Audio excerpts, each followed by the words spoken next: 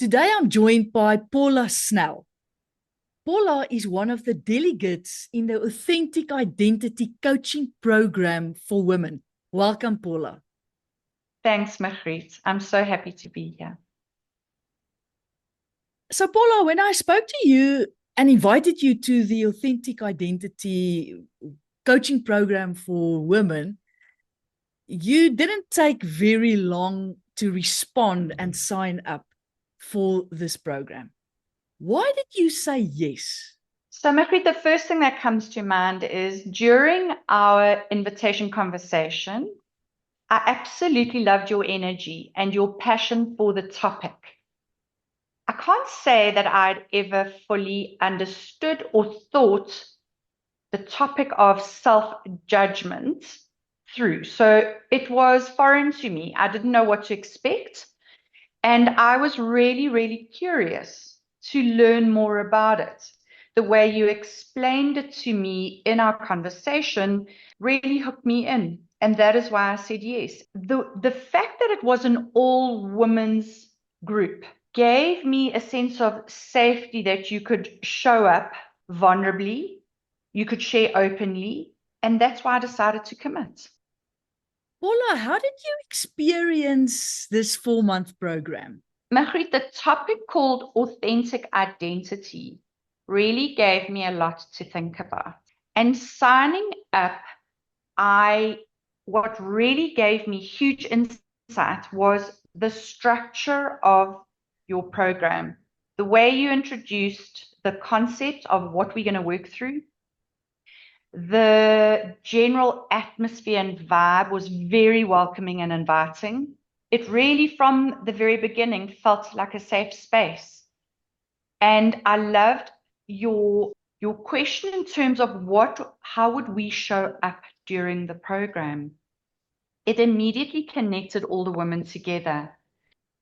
And for me, Magriet, one of the greatest learnings and profound experiences was the breakaway rooms that you included, where we got to share very openly and very honestly with a partner.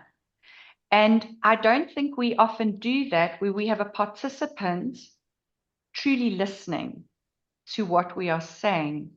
And heartfelt listening is a whole new concept to me. I didn't even know it was something that existed. I think more often than not, we listen to participate, we listen to be right, and we listen to contribute or correct other people. And that skill alone for me has made an enormous impact on how I have shown up since the program. What are some of the insights that you experienced during this program? Magriet, one of the great realizations that I had is not only the work that takes place during the workshop, but the work that we connect to afterwards before the next full day.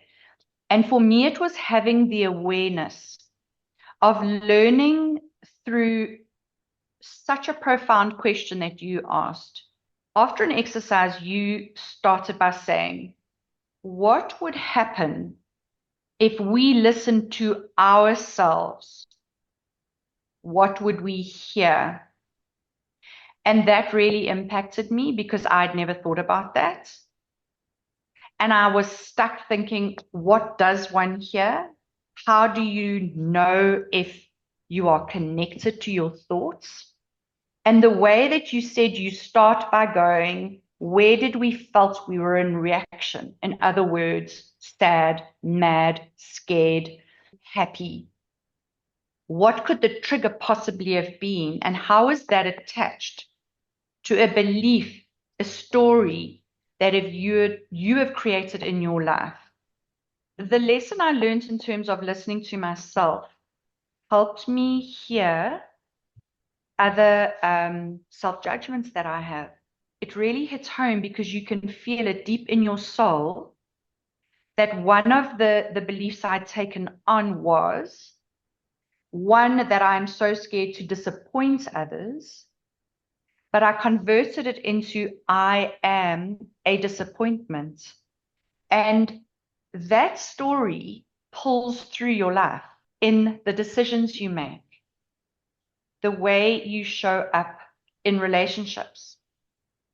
And I am so grateful to have unpacked that. Your teaching of self-compassion is not even something that I'd really known. So to tune in, as your words, tuning into what do we choose to continue on the journey of self-judgment, or do we change direction and come from a place of self-compassion and forgiveness to ourselves for judging ourselves as something? Because until we learn, we are actually completely unaware that that is driving our decisions. Paula, now, before you joined this program, you didn't really realize what self-judgments are and the impact that it has on your life. What have you come to learn since? I, during the course, actually experienced a sense of a weightlifting. It was a realization that the beliefs we take on, the story we've bought into, they're actually not true. And when you have that realization, it actually helps you realize it's not a life sentence. The opportunity for growth is the most exciting thing. I felt like I'd been set free. The way that you showed up for yourself and your commitment to delving into these self-judgments and working the system of the process was absolutely inspiring. Thank you, Magriet, for the acknowledgement. I just want to share with you that the environment allowed me to go there, which was invaluable for all of us. So, Paula, if you could think of the biggest thing that shifted for you, what would that be? After day 2, I realized that by holding onto the belief, and they are unconscious beliefs, because unless you actually tap in with the awareness or the mindfulness to allow yourself during busyness, because life is busy, if you are to take the time, I felt that if I was able to share what was genuinely going on for me with somebody, or if I took the time to write, I was able to connect. It's almost like connecting your heart with your mind. So, Paula, what is your motivation for practicing the skills that we learn in this program? I think in order to embrace the skills, and if I may, I'd love to share them. So the heartfelt listening is key. That for me is the growth mindset. It is the awareness. It's the mindfulness. The second one is the self-judgments and how they show up. So if we can identify them, we're already halfway there. The other is the self-compassion. So we can sit with the self-judgments. It's all good and well to identify them.